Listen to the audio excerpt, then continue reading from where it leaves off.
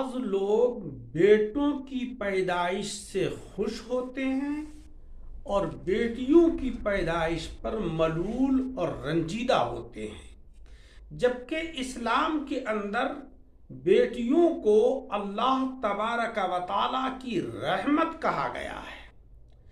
ایک صحابی رضی اللہ تعالی عنہ جن کا نام حضرت صعصع رضی اللہ تعالی عنہ ہے، یہ بارگاہ رسالت میں آئے اور انہوں نے اسلام قبول کیا تو آقا علیہ السلام سے عرض کیا کہ یا رسول اللہ، میں نے جو اسلام قبول کرنے سے پہلے نیک کام کیے ہیں کیا ان پر بھی مجھے اجر ملے گا؟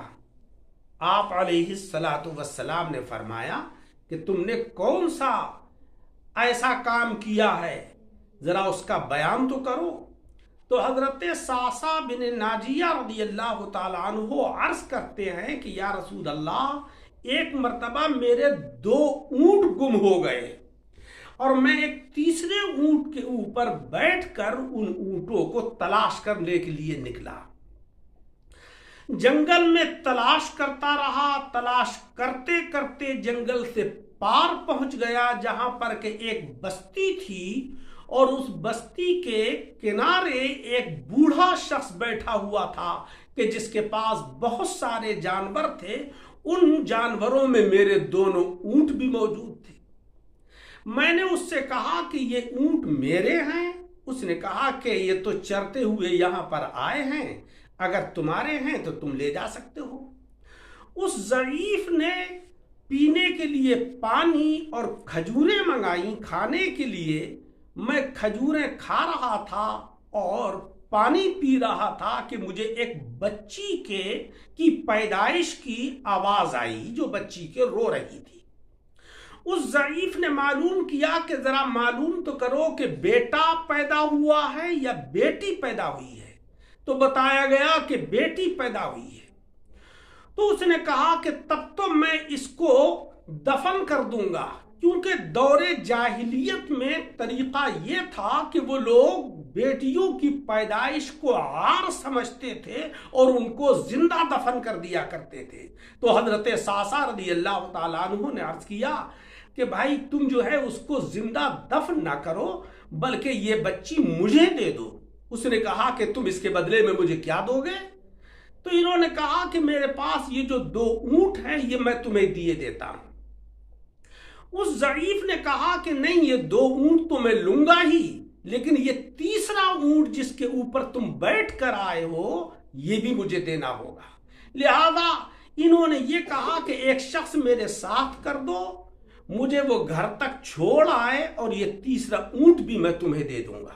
اس بچی کو لیا، 3 اونٹ وہاں دیے اور اس بچی کی پرورش شروع کر دی۔